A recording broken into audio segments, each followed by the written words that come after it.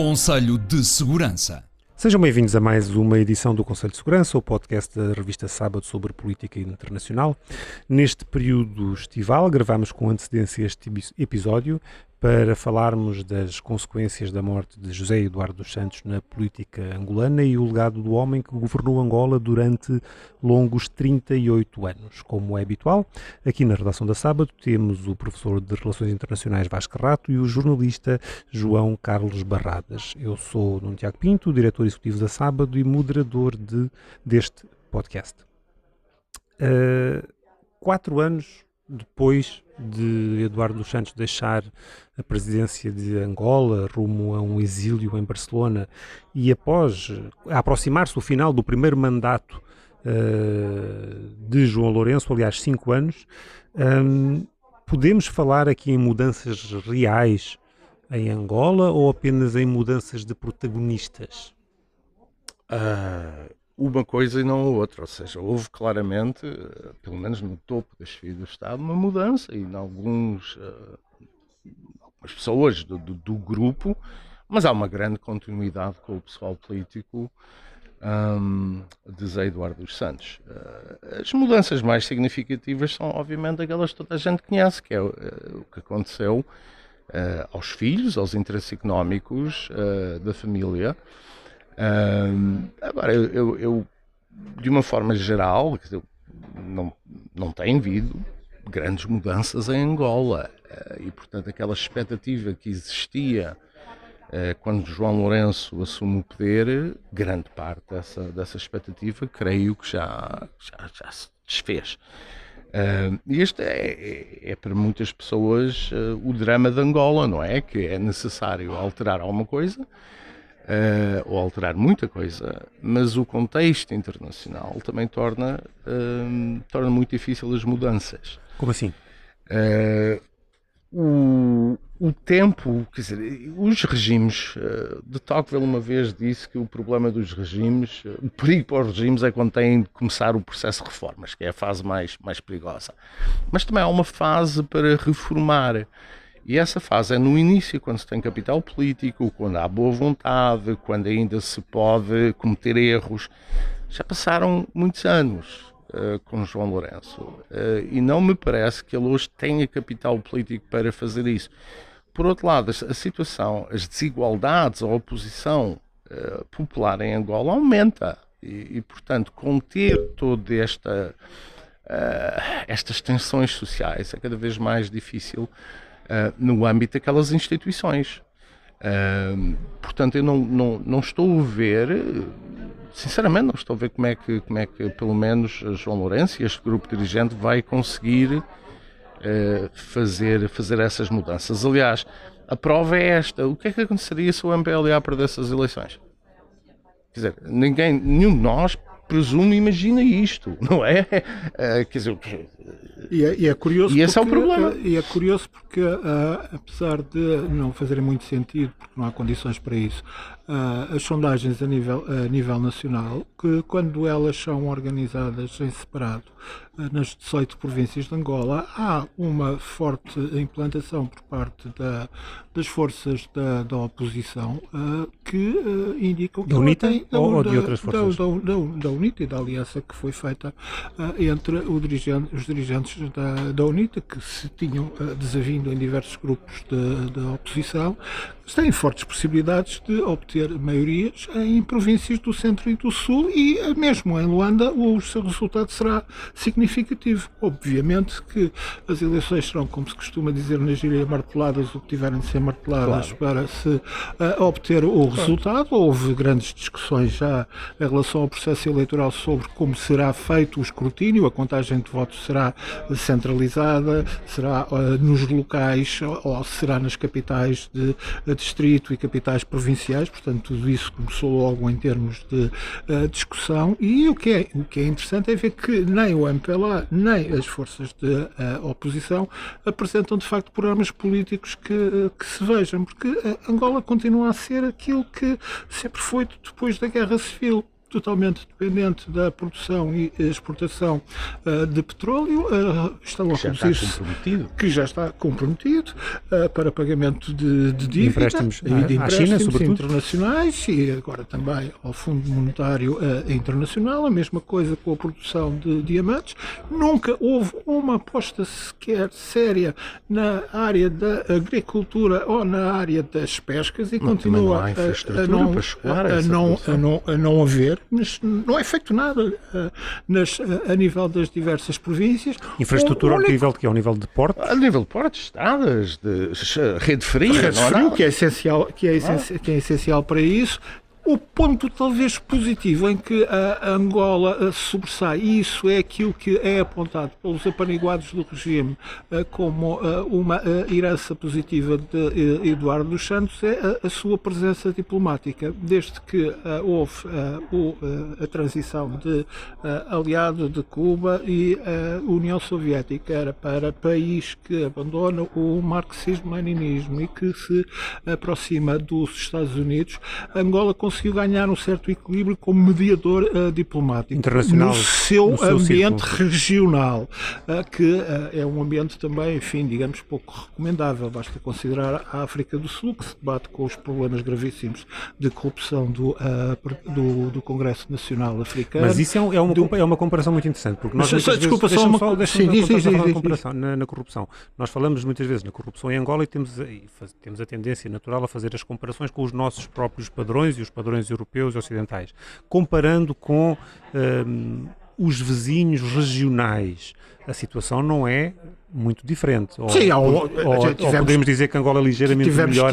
Tivemos Mugabe e a sua derradeira viúva, que Mugabe nos últimos anos chegou a ganhar o primeiro prémio da Loteria Nacional. Por mero acaso, naturalmente.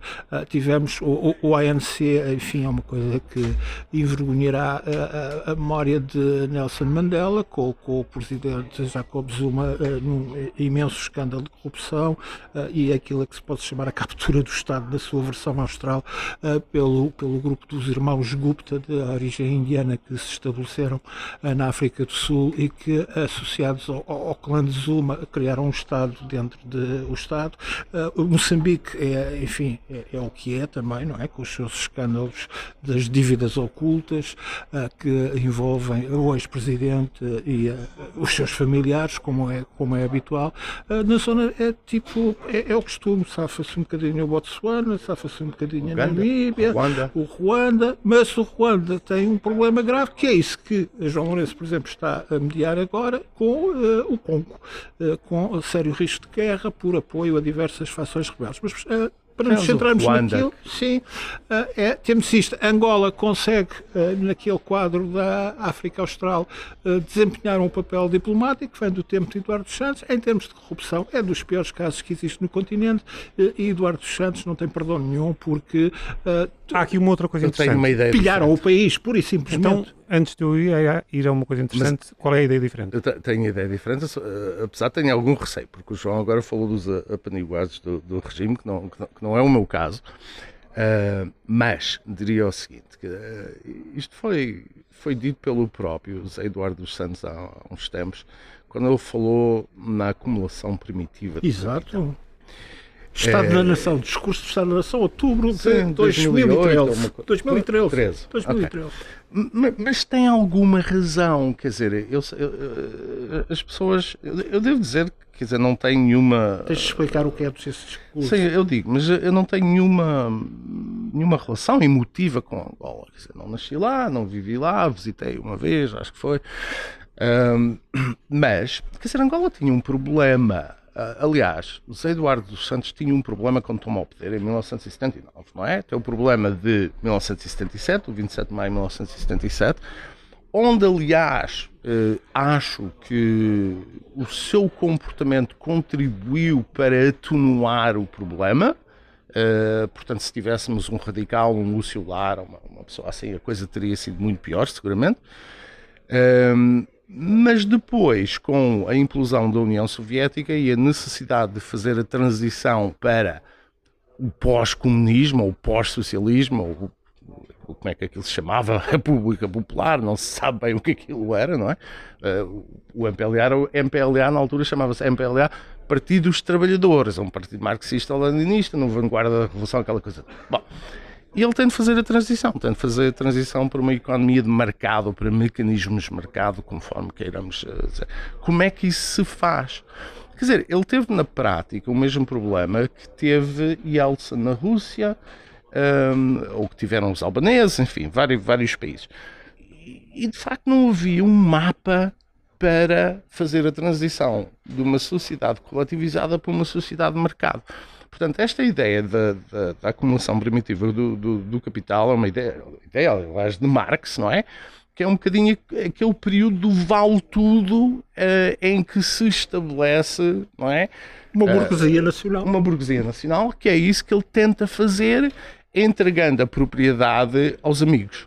E à família, que é em casa que começa a caridade, a família e nos amigos.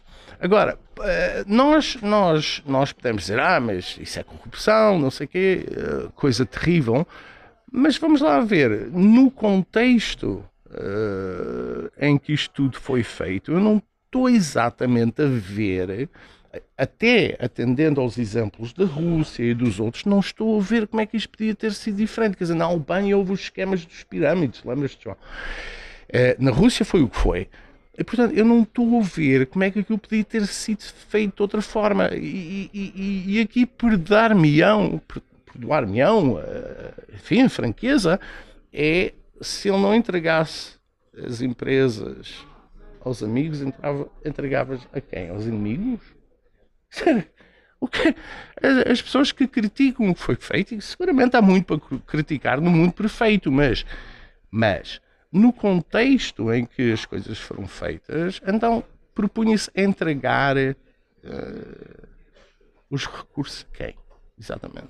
A ideia foi sempre que o Estado era um braço do partido. Do braço do partido passou a braço do clã de amigos e grupos militares afetos. E isso leva-me àquela outra Santo. questão que continua já a seguir, que é, em tudo o que se passou até agora tem sido encontrado propriedades de empresas, dinheiro, em familiares, em amigos.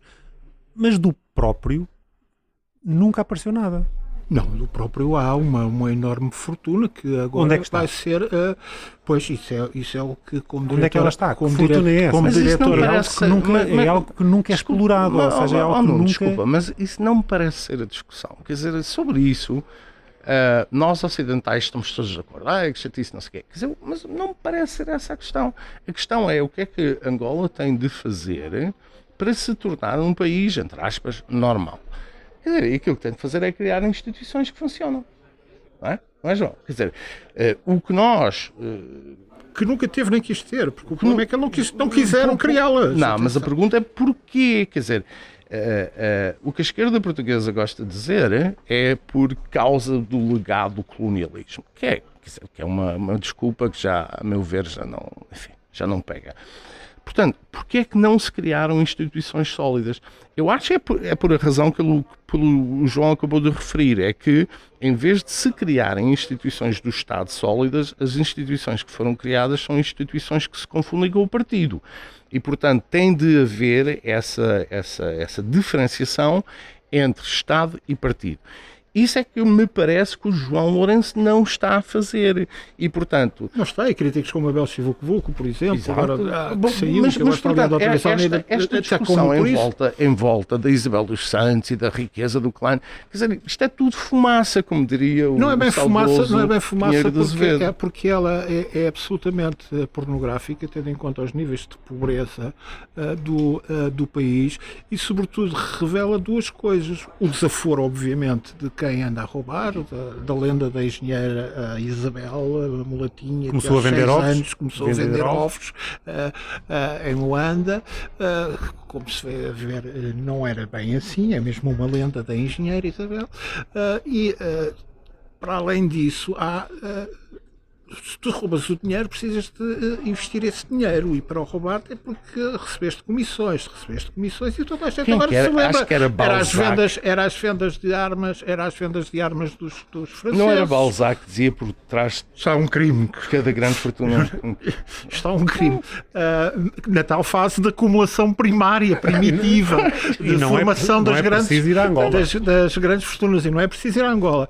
Mas depois há a conivência de quem vendeu e de quem adquiriu as concessões do petróleo, quem adquiriu os diamantes durante a guerra. E nós não nos podemos esquecer que a guerra em Angola, houve uma altura em que era uma guerra em que a UNITA se subsidiava vendendo diamantes e vendendo madeiras preciosas, ou a MPLA financiava-se vendendo petróleo. No meio daquilo tudo estava uma população abandonada que era o problema mundial alimentar que sustentava aquela gente. E isto durou a década até acabar a Guerra Civil com a morte de Jonas Savimbi.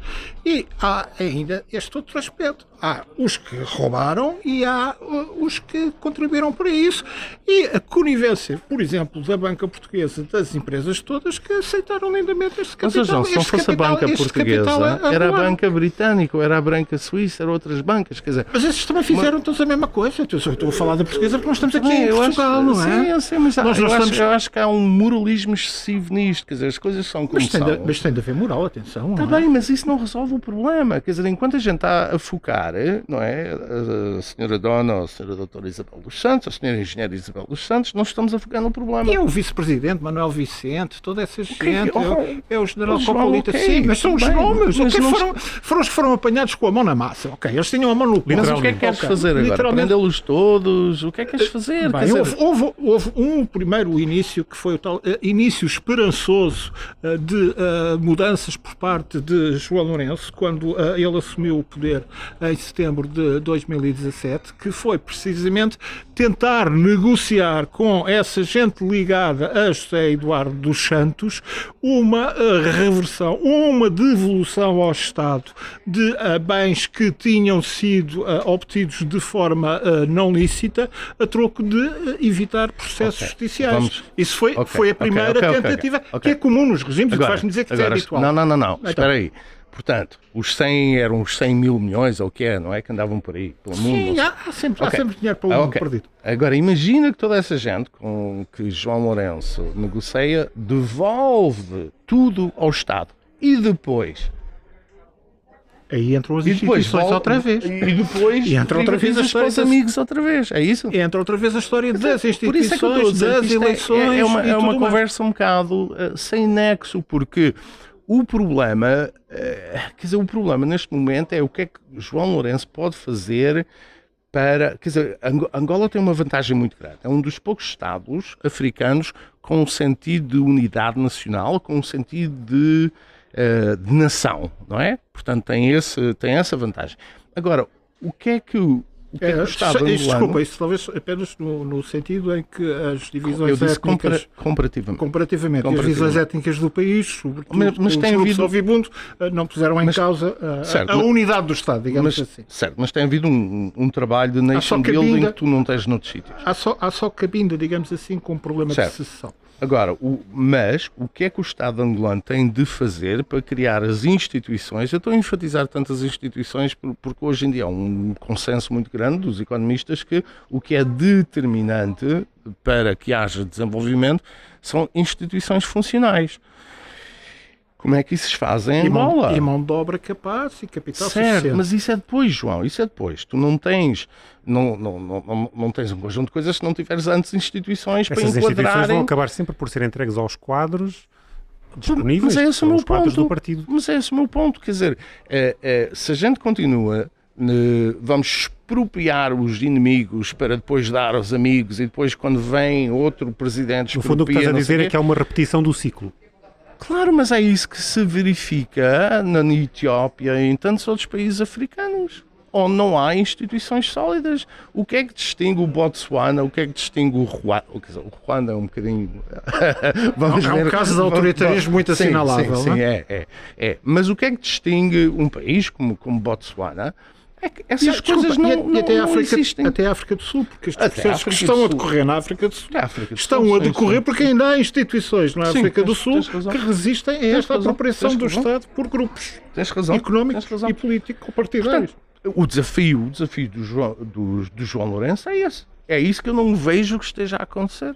E, portanto, por isso é que eu acho que esta conversa toda em volta da corrupção, quer dizer, ok, as pessoas sentem-se melhor porque expressam-se a sua indignação moral, mas não resolve nada.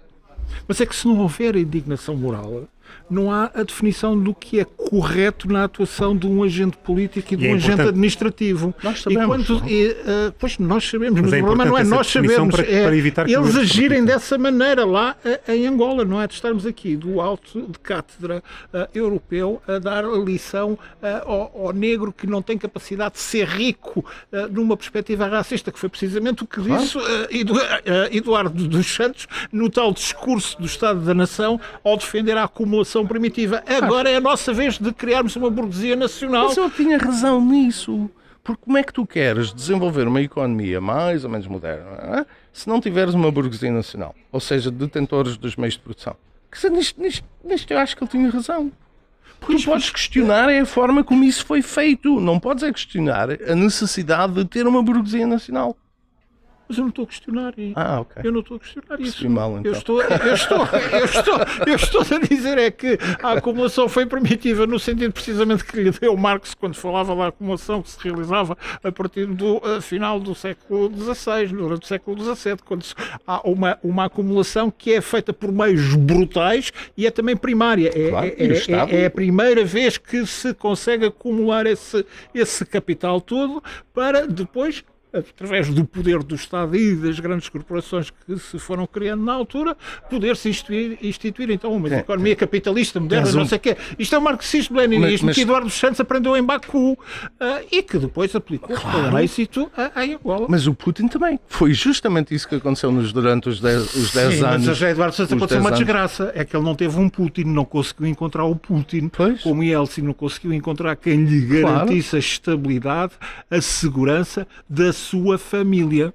Claro. Portanto, José Eduardo Santos falhou porque não encontrou um Putin. Morreu numa situação em que a família não tem segurança nenhuma. Tem Foi um filho exatamente essa situação que se verificou na Rússia. Um filho detido em Luanda, uma filha que não deve nada à inteligência, que acusa toda a gente e mais alguém de quererem matar o pai, terem morto o pai, que não vai haver enterro porque o cadáver não pode ir para Luanda, etc. E depois a engenheira Isabel, que, enfim, com os seus processos judiciais, anda por aí, por esse mundo. Deixa-me só dizer uma coisa, porque talvez as pessoas que nos estão a ouvir ainda, quer dizer, não tivesse sido explícito ainda. O que aconteceu na Rússia depois de 1991 foi justamente este processo primitivo de acumulação. E isso fez-se como? Através dos gangues nas ruas, das Kalishnikovs, não sei o quê, aquela coisa toda.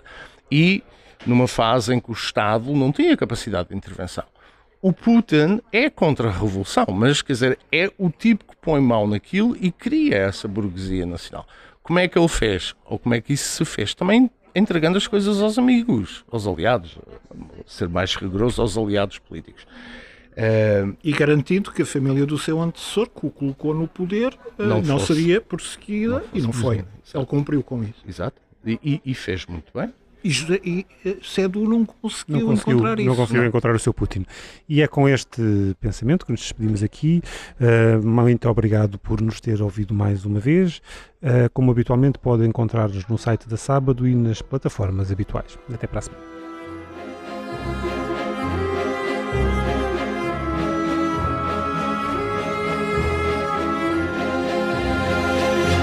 Conselho de Segurança.